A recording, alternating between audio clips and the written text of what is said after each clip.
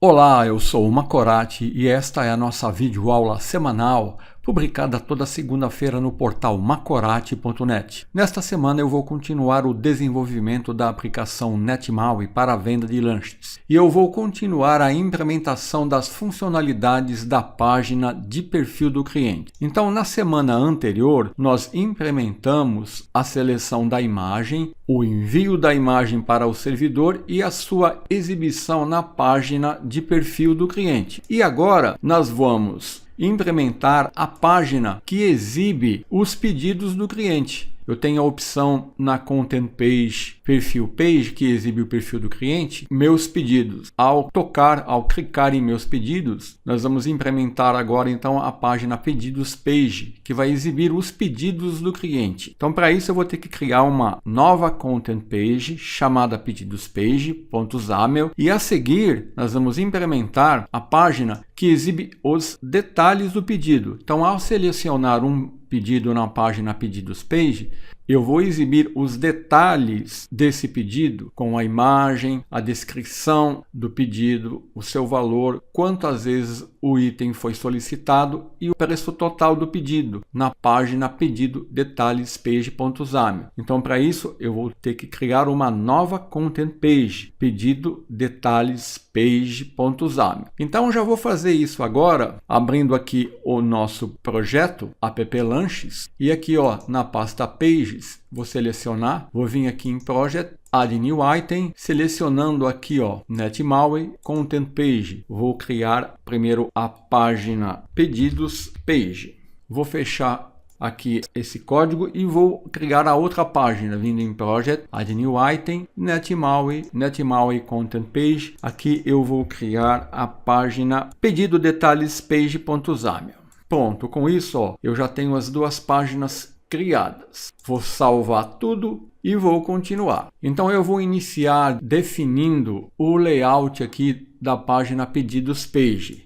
Então, para definir o layout dessa página, eu vou usar este código. Então, aqui, para exibir os pedidos do cliente, eu vou definir uma Collection View, que eu estou chamando CV Pedidos, com modo de seleção single, onde eu estou usando aqui o evento Selection Change, que ocorre quando o item da Collection View é selecionado. A seguir, eu estou definindo o nome do método que será executado quando o evento Selection Change ocorrer. Estou chamando esse método de CV Pedidos _ Selection Change. Depois eu estou configurando aqui os itens da Collection View para exibição vertical com espaçamento de 10 unidades entre os itens. A seguir, eu estou definindo aqui um item template com um data template, onde eu vou definir o layout da exibição dos itens. Então aqui eu estou criando um retângulo, que você está vendo aqui na imagem, com bordas arredondadas. E eu estou usando o componente border aqui,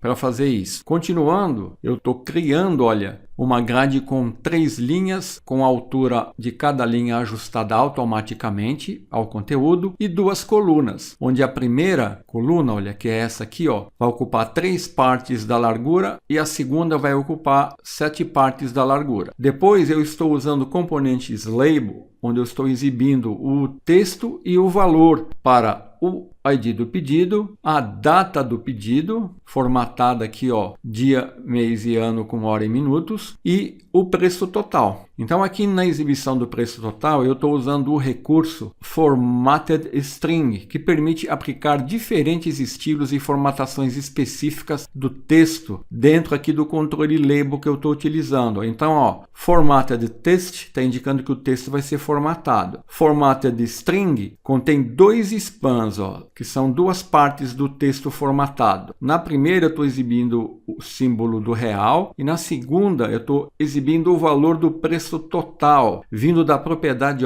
pedido total, que está sendo formatado com o texto em negrito. Então o binding pedido total aqui é uma expressão de vinculação de dados, ou data binding, que faz a conexão da label a uma propriedade do nosso modelo de dados.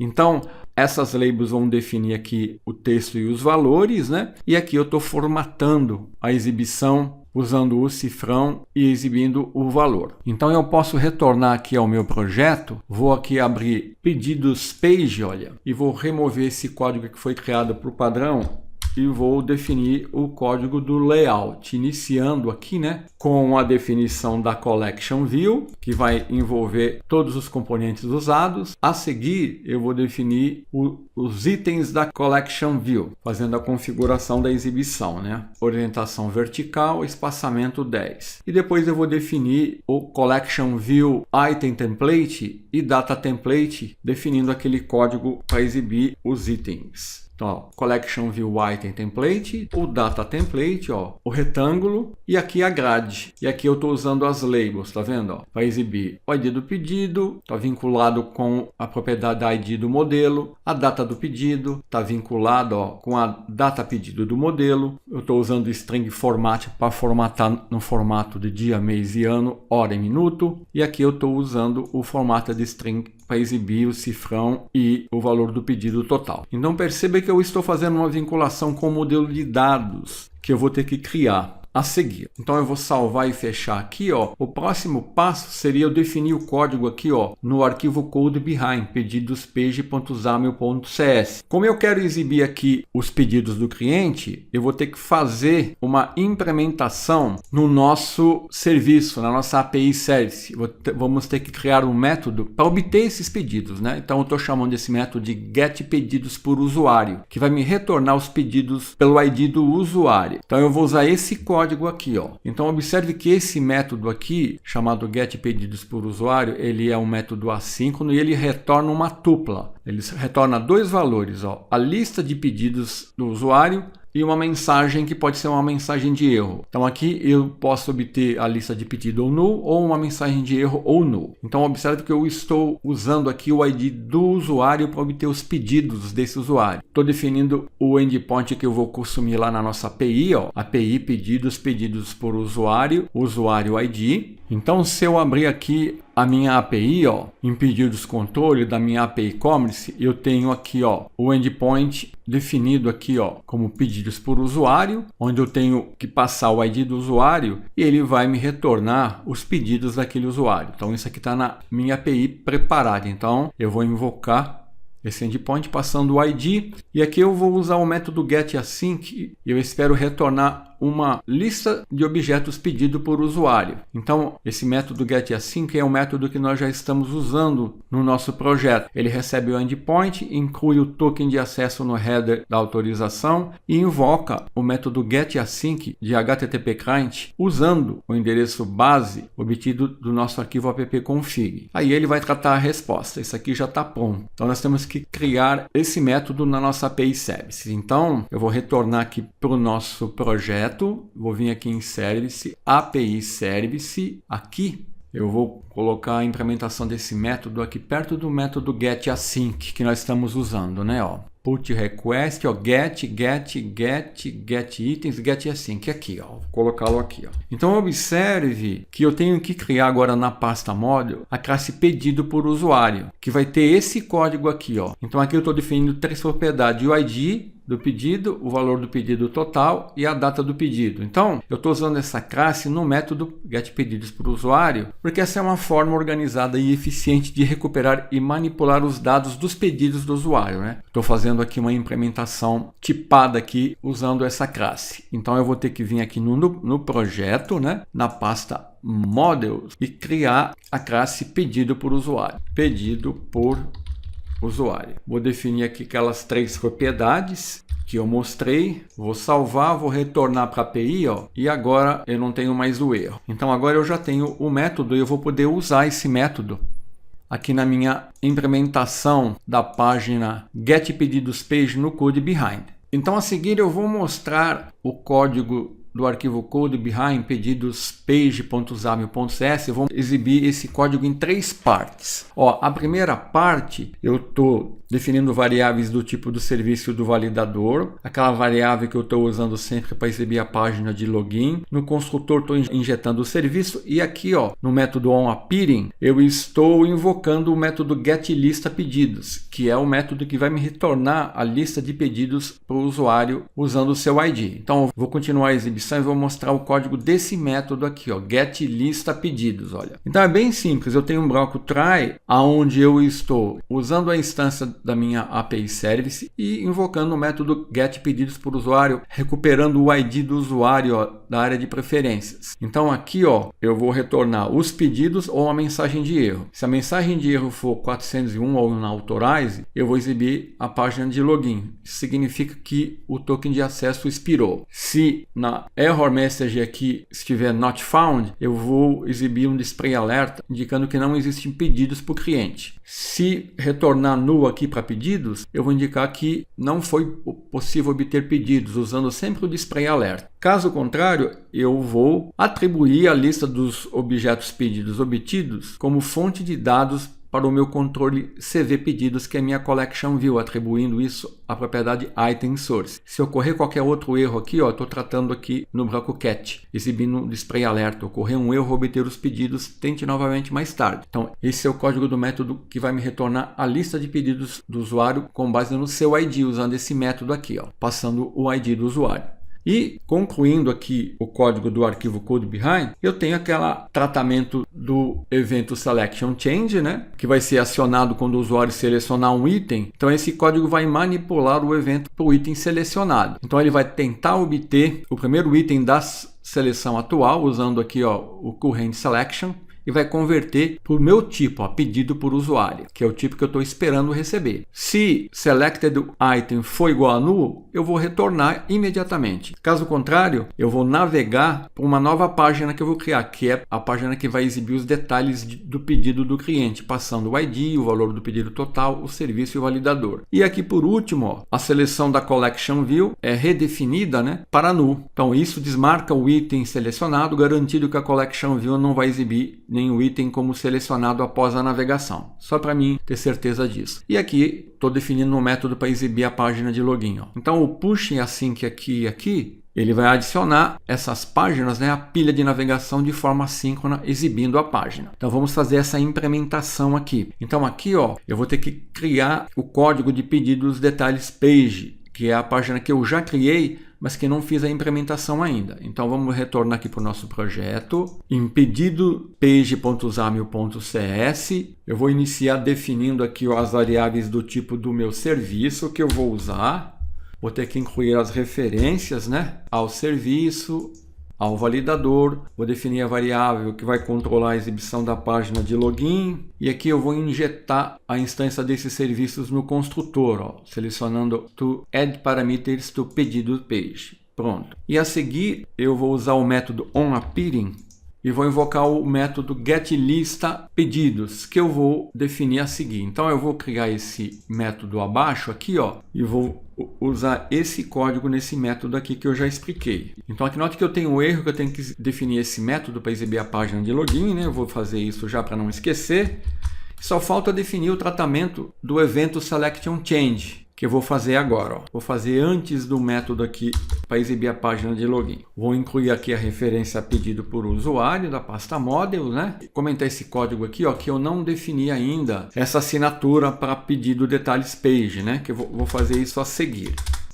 Então, por enquanto aqui, ó, não vou conseguir exibir os detalhes do pedido, mas já vou conseguir exibir, ó, os pedidos do cliente. Então eu não posso esquecer que eu tenho que implementar a chamada a essa página, né? Então eu vou ter que fazer isso, né, ó, quando o usuário tocar aqui em meus pedidos. E aí eu tenho já a assinatura deste método e eu vou navegar para a página pedidos page. É isso que eu preciso fazer. Então eu vou retornar aqui, ó, na página de perfil, né, ó. No CodeBehind, olha aqui, ó, tap pedidos. É aqui que eu vou incluir a navegação para a página de pedidos, que é a minha pedidos page. Então, ó, eu vou fechar tudo, salvar tudo que foi feito. Vou dar um rebuild aqui, ver se tem algum erro de sintaxe e vamos testar essa implementação. Então, olha aqui, ó, não tenho nenhum erro, né, ó. A minha API, ó, ela está em atendimento, então eu vou executar aqui o nosso projeto e vou trazer o emulador aqui, ó, e vamos ver essa nossa implementação. Então, ó, ele está renderizando a nossa aplicação. Deixa eu fazer o login aqui.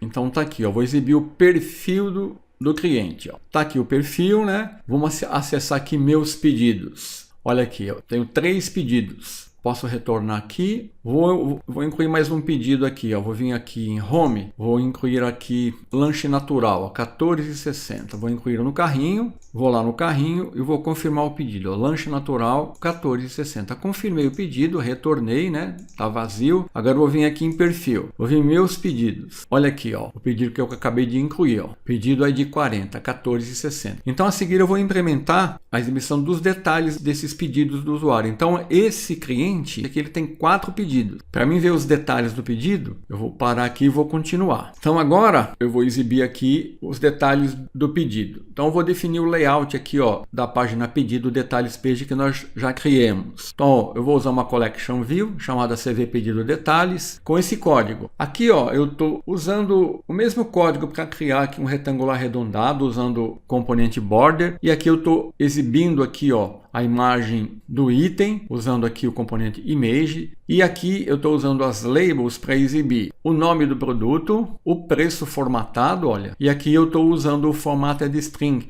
para exibir aqui na label um texto formatado com o spam, que é onde eu exibo aqui, ó, o X, né? Quantas vezes o lanche foi pedido, e a quantidade, ó. Tenho 2 spam. Num eu exibo o X, no outro eu exibo a quantidade. E aqui na Collection View eu estou criando, né, um rodapé para Collection View, onde eu vou exibir, usando um layout horizontal Stack Layout, a label com o preço total e o valor total do pedido, usando esse rodapé da Collection View Footer, né? Empilhando aqui no horizontal Stack Layout. Então perceba que o código é muito parecido com a página de pedido pages. Então eu vou retornar aqui para o nosso projeto, vim aqui em pedido detalhes page.xaml, eu vou remover esse código que foi criado por padrão e vou definir aquele código que eu mostrei. Então aqui, ó, detalhes do pedido, né? Vamos começar definindo os títulos aqui. Então tá aqui a Collection View, definição do layout dos itens, o Item Template, o Data Template, ó, o Border, criando um retângulo em volta dos pedidos. Estou criando um grid com 3